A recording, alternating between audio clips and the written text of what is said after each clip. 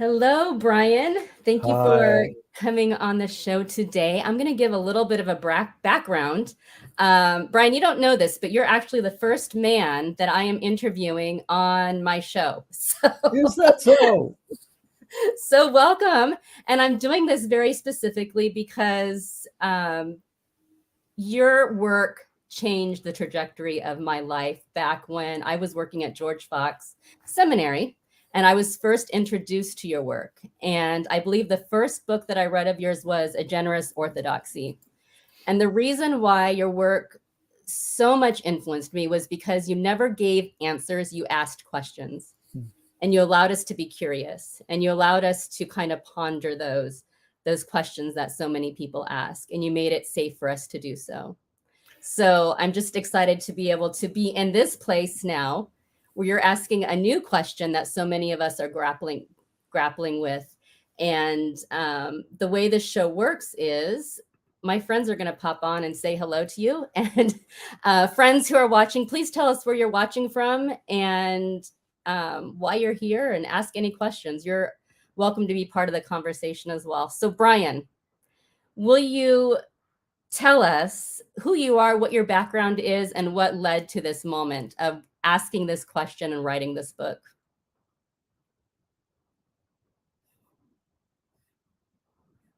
And especially, I have a high opinion of you already, but it just went higher to think that you're just interviewing women. That's very, very smart. And I'm honored to be an exception there. I grew up in a little, very conservative fundamentalist group.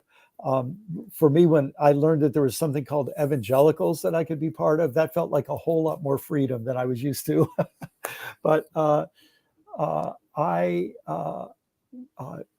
kind of like a lot of people, when I was a teenager, I was pretty sure that I wasn't going to stay Christian from a young age, largely because I was really interested in science. And I had this feeling that science was not welcome in my church setting.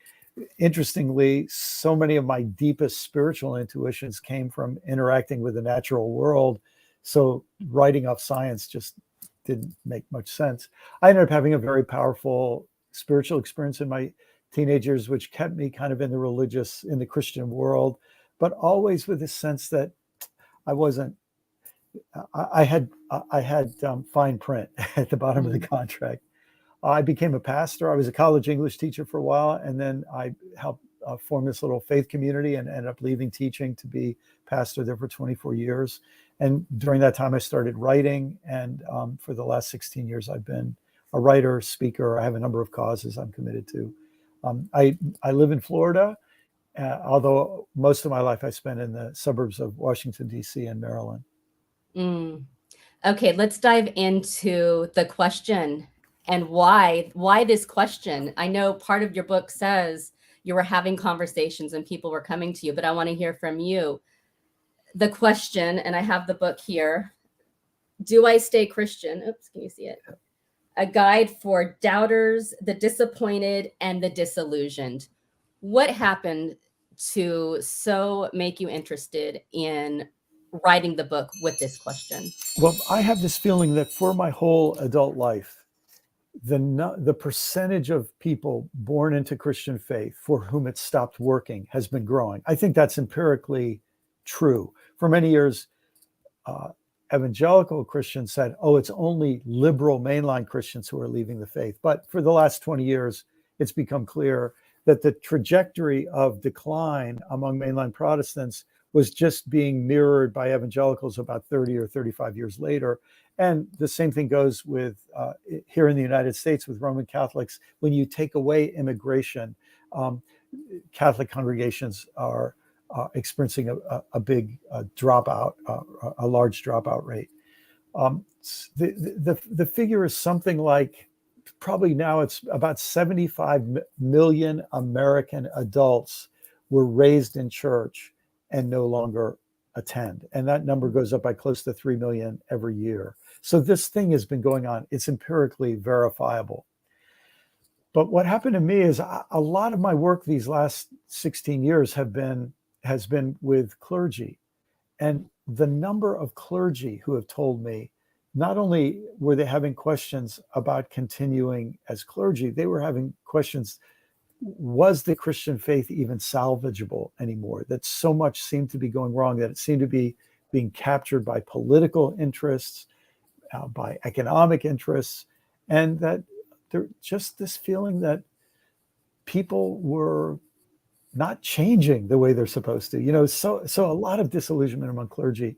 And I think take those things together, and, what's been happening these last few years with politics, if I can say it really bluntly, Christelle, I've been a student of Christian history, and I've wanted to face the ugly sides of Christian history, the horrible things done in the name of Christ and the church and so on.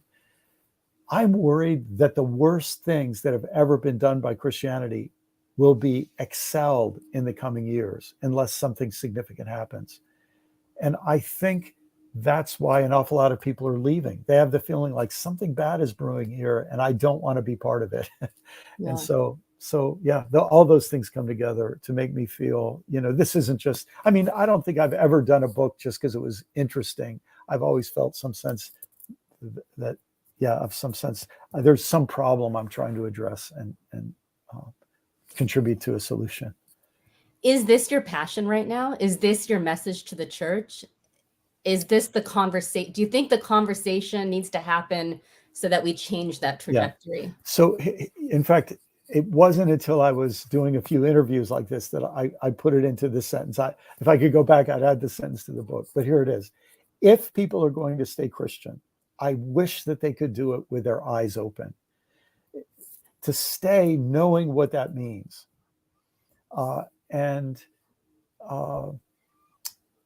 Because if they stay without having their eyes open to what's at stake in these next few years, I think they could end up being a big part of the problem and not part of the solution.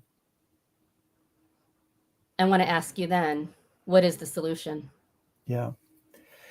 Well, maybe here's a way. If I were to take the last two books I've written, Faith After Doubt and this book, Do I Stay Christian?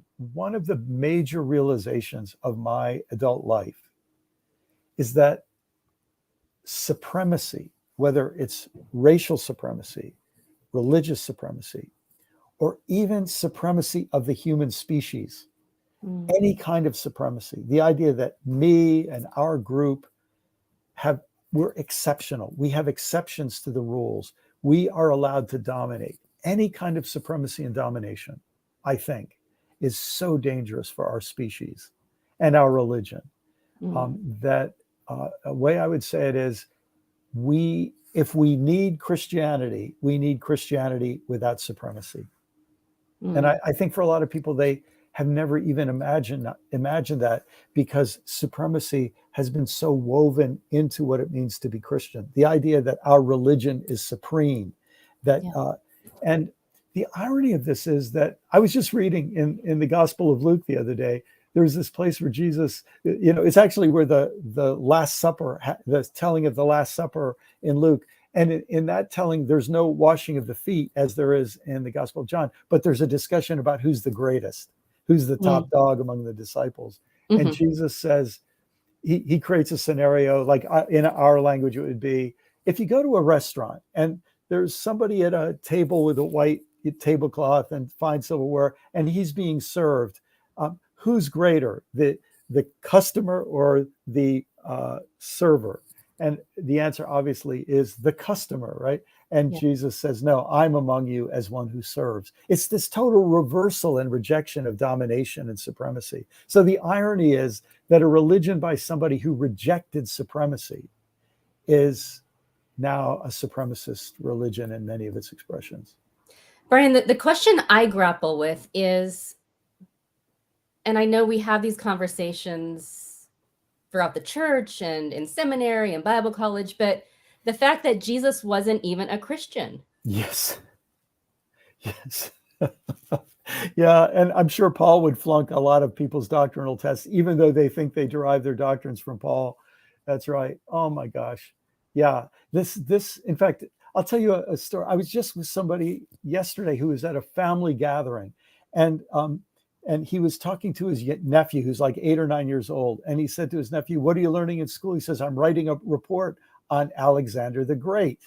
And I says, oh, tell me about Alexander the Great. So they talk. Well, my friend is a pastor. So he's talking to his young nephew. His nephew says, Uncle, do you think that Alexander the Great was a Christian? and my uncle tried to explain that Alexander the Great lived a few hundred years before Jesus, so he couldn't be a Christian. And he could just watch his nephew's brain sort of breaking, because Christian, non-Christian, saved, unsaved are these eternal, universal. They're the two most important categories in the world. In his 8-year-old brain, and in many 80-year-old brains too, because that's what the religion taught them. And so, you realize, in fact, this is jumping ahead a bit, maybe, Christelle, but it's why at the end of the book, I turn away from the question, do I stay Christian? And I turn to a different question. What kind of a human being do I want to be? And that seems to me to be the question Jesus was really concerned about, not a question of a religious label. I wanted to point that out because I loved that you did that. And in fact, I think it's, what is it, chapter, you actually say, there's the how part of your book. Yes. And it says, stay human. Yes. So before we get there, because I love that section. I love how you do, let's redefine the question to how do I stay human, or how do I be a better human? And go back to a couple of the chapters, because you wrote this in yes and no parts. Yes. So will you explain that to everyone who hasn't yet got the book and who's going to pre-order, hopefully, and the yes and no? So first of all, a lot of people, when they see a title, especially if they're from a religious background, they see a title, Do I Stay Christian? They assume this is going to be a book where some religious leader tells people why they have to stay Christian and why their misgivings are not legitimate. And I didn't want to write that kind of book. First, I don't think it would work. Second, I don't think it's moral or appropriate. But also, I feel honestly what I wanted to do was actually help people grapple with the question. I realized, writing this book, every book I've written has been about Christian identity. And it's been one of the central struggles. And I started to realize this is a problem for all human beings. I was born into a conservative Christian background. Somebody in India is born into a Hindu background. Somebody in Vietnam is born into a Buddhist background. You don't have any choice. We all inherit something. Mm-hmm. And part of becoming an adult is figuring out what we do with what we inherited and what we become within the constraints of what we were given, as what were as givens to us. So what I wanted to do in that first section, I called it no. The answer to the question, do I say Christian? No, is I wanted to give 10 of the best reasons not to stay Christian. And people have asked me who have heard about the book, which of those 10 do you think is most powerful? And the truth is, I think any one of them is a good enough reason not to be a Christian. Taken alone, put them all together, and it's a big deal. But I wanted to do that because first, I think if you're going to stay Christian, you better be aware of these issues. And secondly, if you're not going to be a Christian, it's very important that I let that reader know I understand why they feel that way. And I don't think they're crazy. I don't think they're stupid. In fact, if I could say it this way, if they believe in God, it may be God who's stirring up their dissatisfactions with the status quo. So that's the first part. No. The no, and then you did the yes. But let's talk about one of the no's. Yes. One of the no's, let's point out, is chapter 6. Because of the white Christian old boys network, white patriarchy. And I have some specific reasons for asking this first, or talking about this first, as a woman. Yeah. And because my audience is primarily women. Can we dig into this chapter, and will you explain this to us and kind of your reason for this? Yes. So, which, having read this chapter, this is one of the reasons why it makes perfect sense to me why you as a woman leader would make sure to highlight the voices of women leaders, because this religion has been dominated by men, and it still is in its largest expressions. If you take Roman Catholicism, Eastern Orthodoxy, most of evangelicalism and Pentecostalism, although there are a few exceptions, they're male-run, male-dominated institutions. And it's only, when we realize that even in the United States and many other countries around the world, It's only the last 100 years or so that we even allowed women to vote. So we have this long-standing tradition of male. In fact, it's where this word supremacy comes back. It's male supremacy. Mm-hmm. And when a religion has been, so here's the irony. You grow up being taught by a male-dominated Christian theological and governmental system that it's God ordained for men to be in charge. You then understand why those men don't tell you the truth about how badly they've behaved and how much harm they've done. Mm-hmm. Because I don't think you can pay attention to how much harm they've done without then saying, if this is the best God can do, if these are the God ordained people who are supposed to be leading, this is not so great, right? So, I feel we're at this inflection point where we have to acknowledge what happens when you take this combination of race and gender and mix it with power that is ostensibly derived from God. Yeah. That is a dangerous cocktail. Yeah. I'm going to ask a question I was going to ask later. I think I want to ask it now because it makes sense. Church, as we've known it, and we see that it's changing, that's kind of what you're talking about right now, has silenced various voices. Yes. The LGBTQIA community, Yes. people of color, and women. Yes. And I feel like that falls in line with this chapter, the patriarchy and white patriarchy. I want to ask you what your message to the church is in this regard. Well, the sad thing is, I guess the first thing I have to say, Christelle, is the church now feels like an abstraction that covers so many opposing things. It hardly has any meaning to me anymore. When you say Christianity, it means opposite things. It means people who take in refugees and orphans and people who turn away refugees and orphans, both in the name of Christianity. It means people who welcome and affirm the dignity of LGBTQIA human beings and people who stigmatize and do everything they can to make the lives of transgender children more difficult. I mean, for crying out loud, why would anybody take joy in this? But they do. And so it means opposite things. So maybe the first thing I'd say is, I would say, if I were trying to speak to the church as this whole abstraction, I'd say you've become such a bundle of contradictions that it's no wonder none of us pay you the honor that you used to get away with demanding. That's good. I'm going to get into, I don't want to stay in the no because you wrote both yes and no on purpose. Yeah. And I think chapter 19, I relate to quite a bit because it's the reason I stay in the conversation. And chapter 19 is the yes is to free God. Yes. Yes. Will you expand on that? You know, there's a brilliant Catholic philosopher named Jack Caputo who became a friend some years ago, just a delightful human being. He's retired now, but just a gem of a human being. And Jack, as a Catholic philosopher, says, look, a lot of times I wonder if God exists, but one thing I never doubt, that is that God insists. And what he means by that is you can try to throw out the idea of God, but something keeps coming back. That is this persistent question about what life is for, this persistent question about where is this thing going, this persistent question about what is good, what is beautiful, what is true, why does it matter?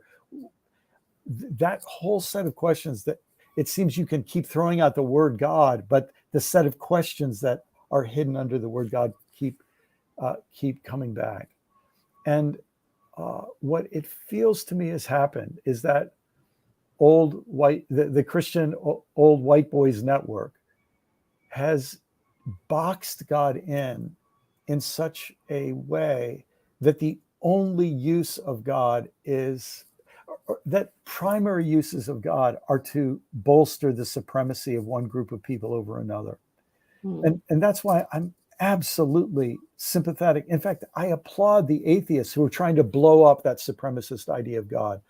Yet I want to say, God bless the atheists for Yeah. trying to blow up that supremacist idea of God that empowers people to keep perpetuating the kinds of domination that have been going on for a long time.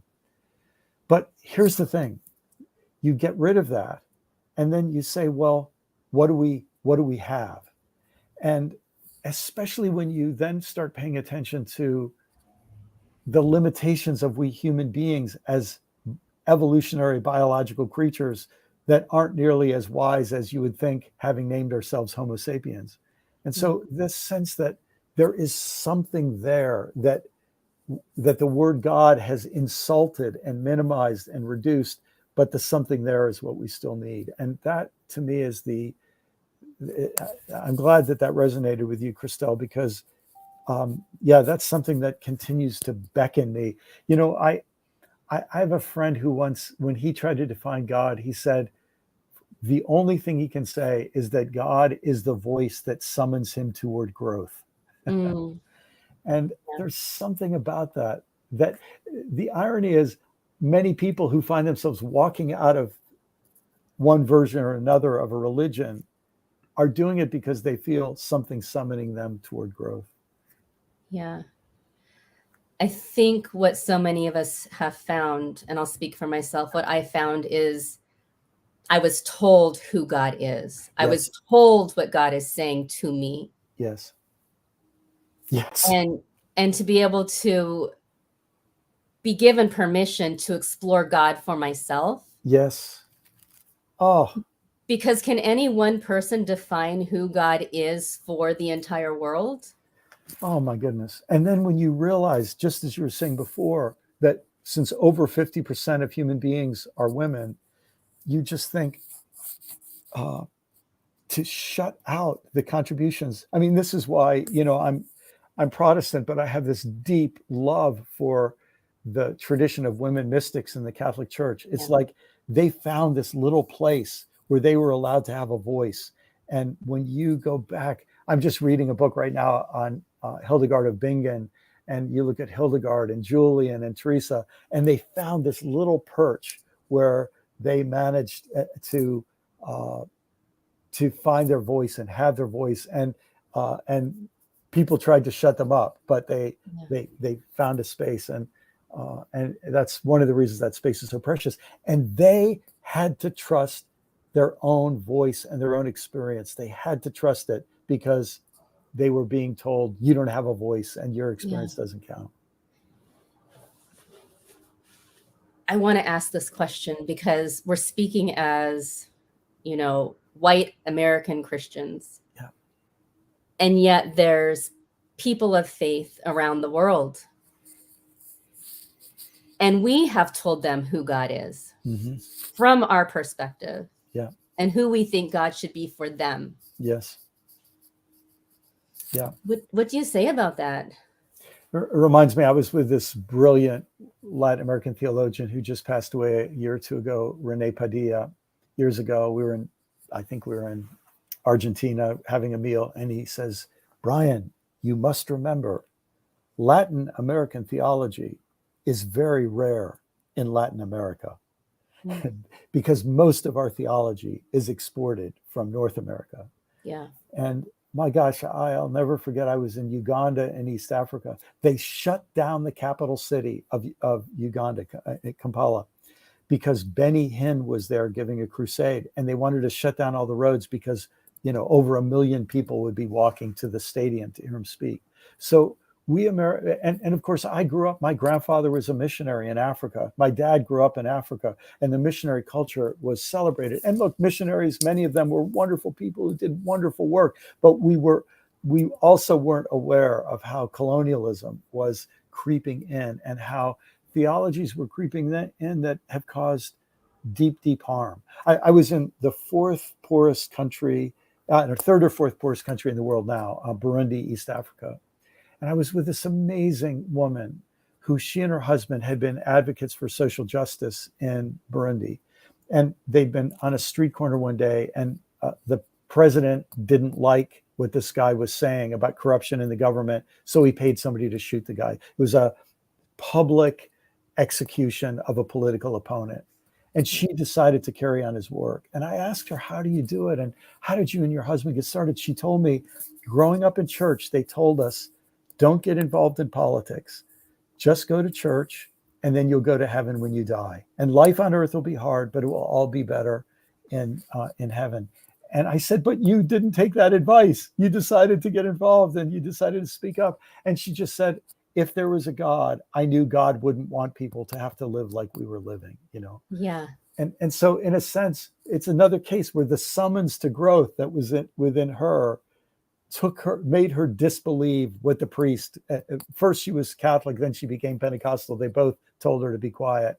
Yeah. But she had to defy them. And so, yeah, the theology that's doing harm here in the United States, we've exported, and there are places where it helps people in this or this way. And there are good things, no doubt, Yeah. but there's an awful lot of harm. I remember a missionary telling me in the Middle East, I won't say which country, that he heard a local pastor, an indigenous pastor in that country, telling men in a sermon, it was okay to beat their wives. Mm. And he went and said, where did you learn this? And he learned it from an American. And that it was all part of God's chain of command and this sort of thing. And so, yeah, I mean, this harmful theology, dominating, toxic theology really spreads, and the United States exports an awful lot of it. I'm reminded also of a friend who is indigenous, and she tells me stories about her family and how her religion and faith was tarnished by what her people were taught. Yeah. And I guess my question is, who are we to say they weren't worshiping God? Yeah. Who are we to frame who God is? Yeah. It's so interesting that I was asked to preach not long ago, and I preached on Acts chapter 10, which is the story of Peter and Cornelius. And so here is Peter, a Jew following Jesus, and he's asked to go to the home of a military leader in the enemy army. Mm-hmm. And so he has all these reasons to not go. It's a little bit like the story of Jonah in some ways, but he goes. And when he goes, he is so touched by the faith and the spiritual vitality he sees in these people. They've had a real encounter with God long before he got there. Yeah. And so Peter makes the statement, just powerful statement. He says, God is showing me, like right now I'm realizing God is showing me I should never, ever call anyone unclean. Mm. And this sense that the need to divide the world into us, them, in, out, good guys, bad guys, clean, unclean, that would have been nice if the Christian religion took that really seriously 2,000 years ago. And so what it's done to me is when I meet a person, like I was brought up to always wonder, are they saved, unsaved, us, them, Christian, not Christian? I meet somebody now and it's like, I'm really interested in their religious background. It will have no effect on how much I love them. It will have no effect. It will just help me know a little more about the background of the person that I want to love. Absolutely. And I will know, based on their background, they have things that they know that I don't know. And I want to bring any blessings I have to them. And I'm sure they'll have treasures they want to give to me as well. Absolutely. Let's talk about the how, because you brought this up in the beginning of our conversation. So chapter 28 is stay human. Yeah. Let's talk about that, because to me that is the most important lesson that I took from your book. Well, that's encouraging to hear, Christelle. One of the things that scares me about the Christian religion, and I'm just going to say it very bluntly, I'm more scared now than I've been in my entire life. I was in Charlottesville in 2017. I was part of the clergy counter-protest on that ugly day in American history. I never thought I would see Americans marching down the street carrying Confederate and Nazi flags and shouting Nazi statements. And And of course, it was echoed for everybody to see on January 6th, 2001. And what I realize is there is a brand of Christianity that loves authoritarian leaders. It's like the religion has set them up to catch authoritarianism. Mm. And one of the things that happens wherever authoritarian structures go is that people become inhuman. They become vicious. They do things they never would have done. I mean, if you had told German people in 1932 what they would be doing in 1942, they never would have believed it was possible. But 10 years under an authoritarian leader, and the authoritarian gave them permission, and they gave the authoritarian leader permission. It's this sick kind of dance and relationship to become more and more vicious. And so I think in a time of resurgent authoritarianism where religion is ready to baptize authoritarian leaders, we have to ask ourselves, what kind of human being do I want to be? And you know, you and I are having this conversation in within days of a couple more mass shootings, most of which are racially motivated and often religiously motivated. And so we're just at this place we have to say, what kind of humans do we want to be? And so when I write a book about do I stay Christian, I'm dealing with Christian identity. I realize at a deeper level, we're making decisions right now about human identity. Yeah. And the interesting thing about human identity is that it's malleable. It can become better, it can become worse, and each of us plays a role in what it's and how it's going to turn out for the next leg of the journey. What does it look like to be human for you, Brian? Well, one of the chapters in the book that, you know, was very close to my heart was a couple chapters earlier. I had a chapter called Rewild. And in that chapter, one of the things I'm grappling with is that we humans create civilizations and we use words. It's all about language to create concepts and in-out groups and all the rest that creates a civilization that creates a way of being human. And I think one of the things we realize now is that if we want to survive on this planet, we have to get back in sync with how the planet works. Yeah. And I'm sitting, I'm at someone else's home today, and I'm up in an attic, and out the window, 6 feet from me, is a robin building its nest. And when I'm just sitting here watching her come back again and again with a mouthful of grass and perfecting this beautiful nest. And I'm just thinking there is wisdom built into creation. And things in creation.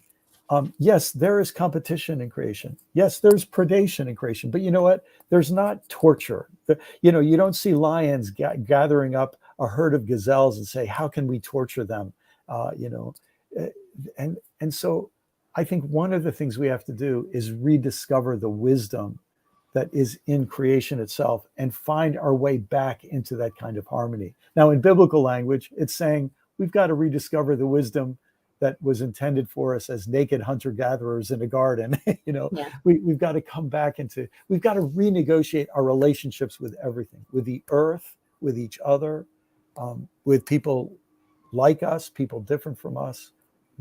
We're in a process of having to rediscover what that means, and in a sense, challenge old scripts and begin to write some new ones. I'm going to read some of our comments because we've had quite a few here. And actually, I told you earlier, we're going to have a lot of UK people, and these are all UK comments. So Jenny Osborne says, something that keeps me coming back. I have so many questions about who God is and what God means to me, but something keeps me coming back even when all I want to do is walk away. Gabriella from the UK says, oh my goodness, God can totally be the one stirring up dissatisfaction. Yeah. I love that. Yeah. Let's see. James from the UK also says, there is something there. I've come to believe that it's more within, more about the feelings and internal than external as expression of God. He quotes David Shepard, God is bias to the poor. Yes. Yes. Oh, all of those comments are so good, and they just tell us it's very much what that fellow Jack Caputo says about the insistence of God. Mhm. People mess it up, people weaponize it, people, and so you just say, I've got to get rid of this, but then there's something that keeps calling us back, and it's this sense that we human beings have to take a role in our own direction and formation, and Yeah, we're looking for wisdom to draw us toward that maturity and light. absolutely. Can I read a portion of your chapter on stay human? About a paragraph here. Would that be okay? Mm-hmm. Okay. Christians like very much to call Jesus the Son of God. Jesus much preferred to call himself the Son of Man or Son of Humanity. There are many layers of meaning to the term, but the simplest and most obvious is this: a son of humanity is a human being. If you want to put a finer point on it, son of means the essence of, or perhaps a new generation of. Jesus is saying that he represents the essence of humanity, a new generation of humanity, a new kind of human being.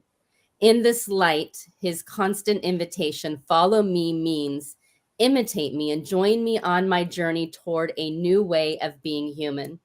And I like this next part because you bring Mary into it. And I always want to hear, I want to hear the woman's voice that we've silenced even in the Bible at times. Yes. Yes. Then I hear Mary add her voice to the voices of Jesus, John, and Micah in her socio-political poem known as, I can't pronounce this, Brian. I'm sorry. The Magnificat. Yeah. There you go. Luke 1:46 through 55. Mary magnifies the Lord because God upsets the status quo, scattering the proud, bringing down the powerful from their thrones, lifting up the lowly, filling the hungry with a feast, and giving the rich a taste of the hunger the poor have longed to know. In this flipping of the social script, Mary asserts what really matters: simply being human, humble enough to receive mercy. So I think Jesus, John, Micah, and Mary should have the last words. Let's talk about that. Mm.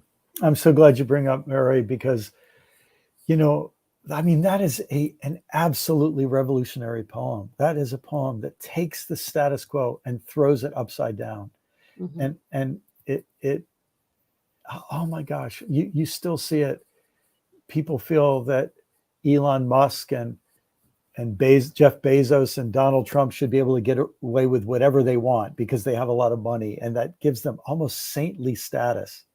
Yeah. And Mary comes along and says, you know, we'll turn things upside down, and it's, you know, the poor mom who, has a child and can't have a job because her child is sick and lives with that insecurity every day, and to say, if we want to judge how good our society is, don't look at how many yachts Jeff Bezos has, look at how hard that woman's life is, right? It's flipping the script on who matters and who we pay attention to and who we're concerned about.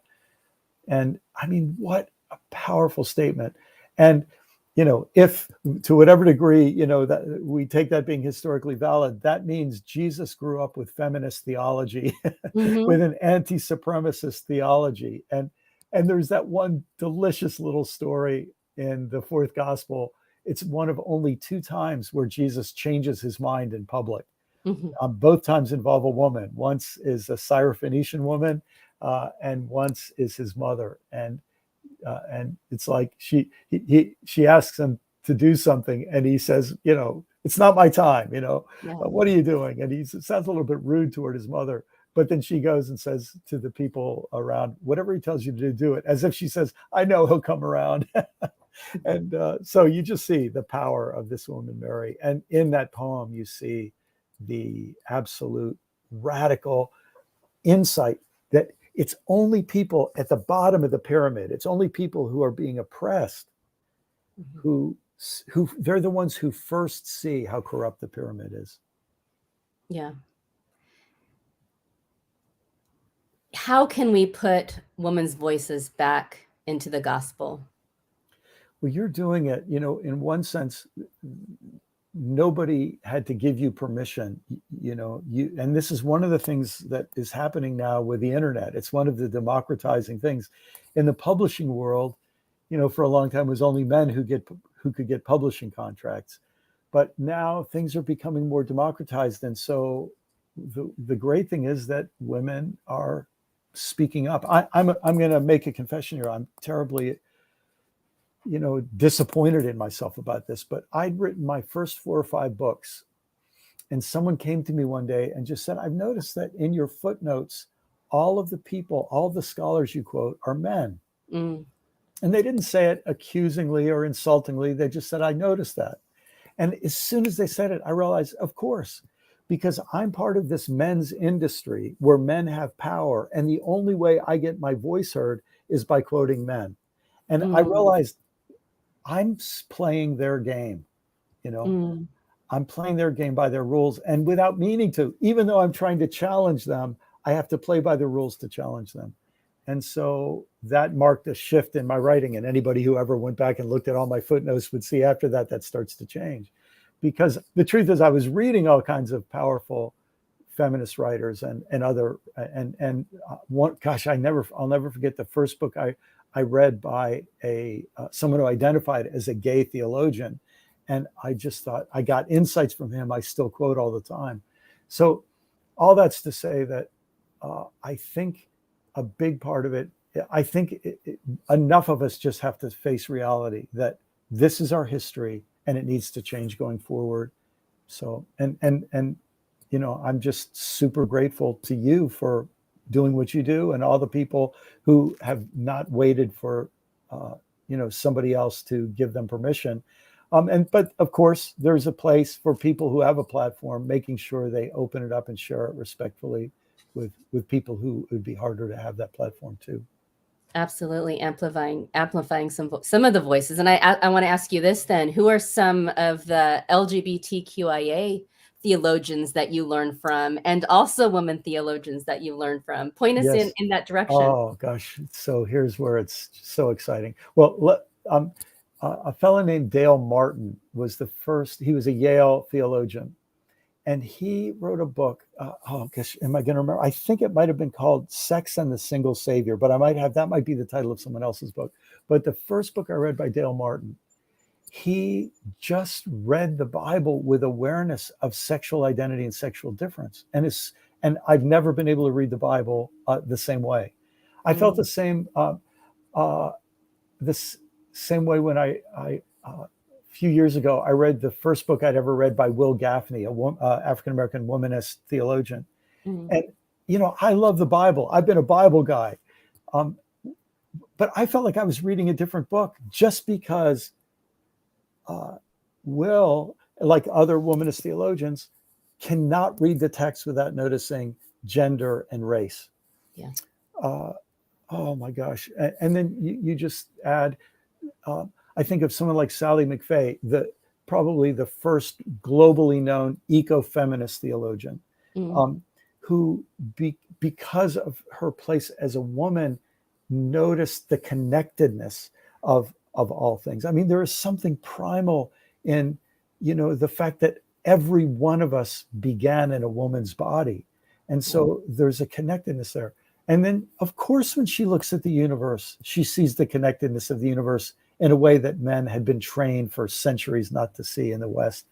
It's hard to stop. Probably the theologian I quote the most in this book is Ilia Delio, a Catholic, brilliant Franciscan theologian who brings together feminism, ecological sensitivity, economic and racial injustice all together in her approach to the faith, plus all the riches of the tradition of St. Francis and St. Clare.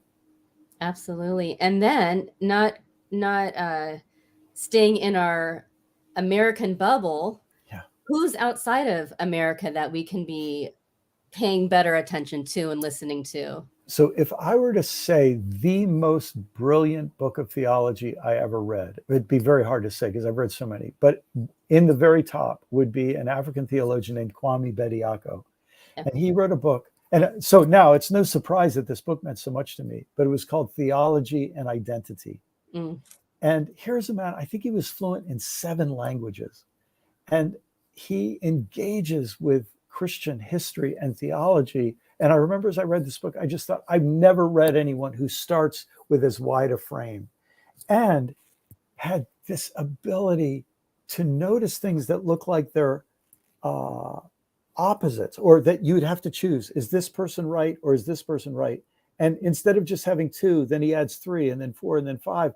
And then he helps you see these aren't 5 people arguing about who's right. These are 5 different solutions to one problem. Aren't Mm. we better off having 5 possible solutions than just deciding which one of 2 is right? Oh my gosh, I gained so much from that book. Uh, oh my.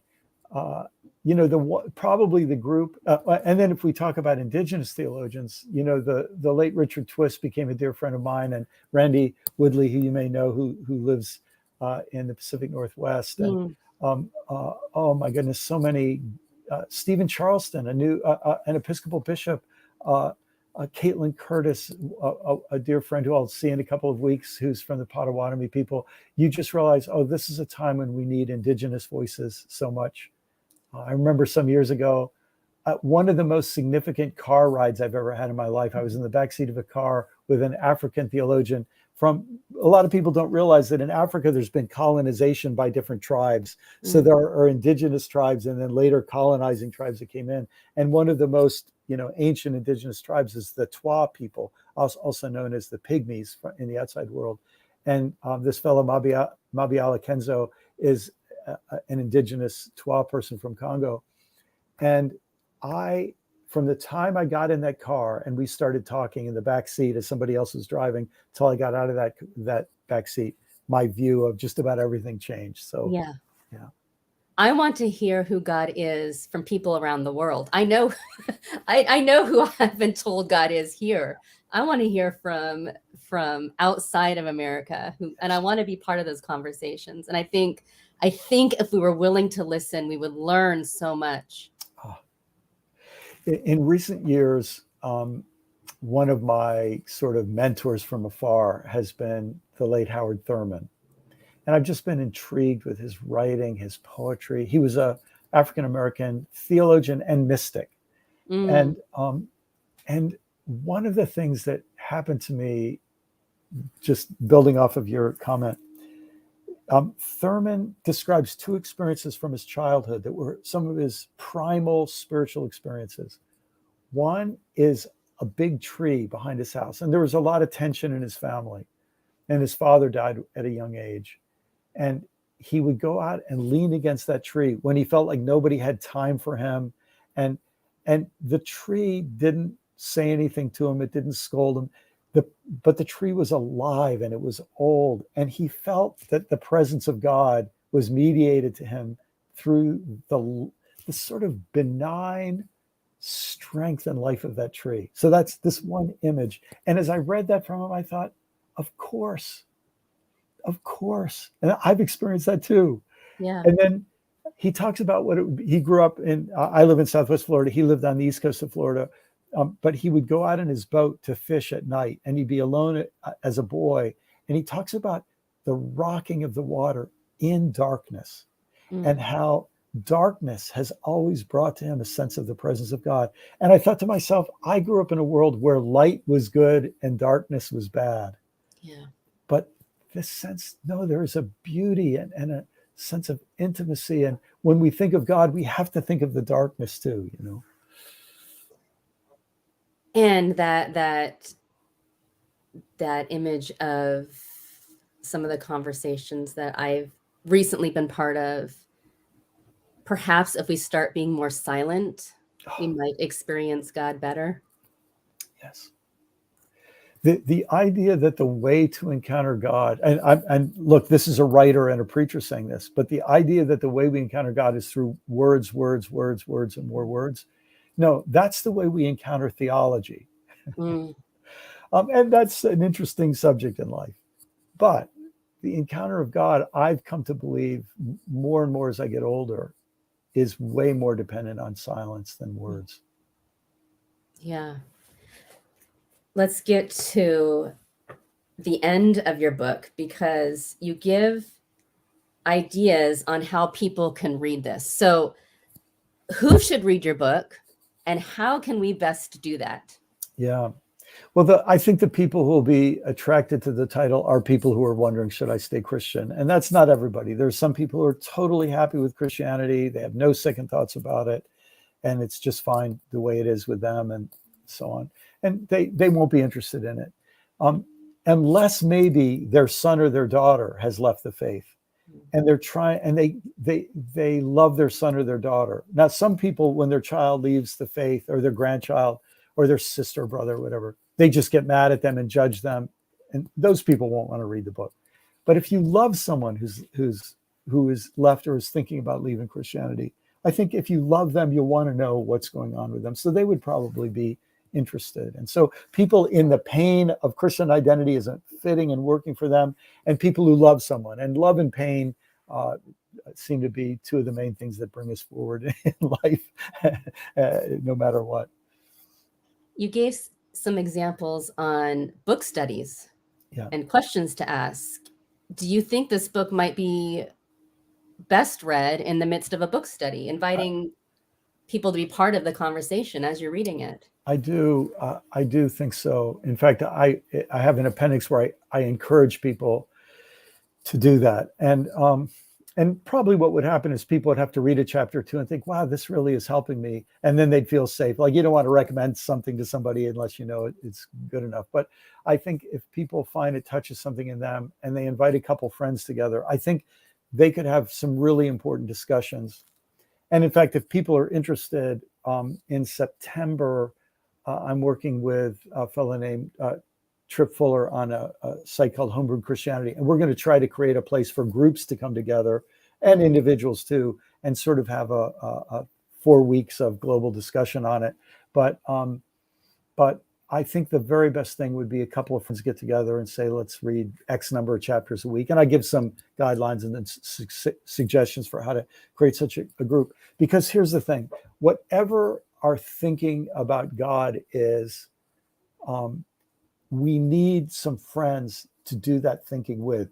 If the only people who think about God inside this box over here, they cannot help you think about God or find God anywhere outside of that box, or they usually don't do much help. And so we need some friends who will say, you don't have to be in a box for me to be your friend.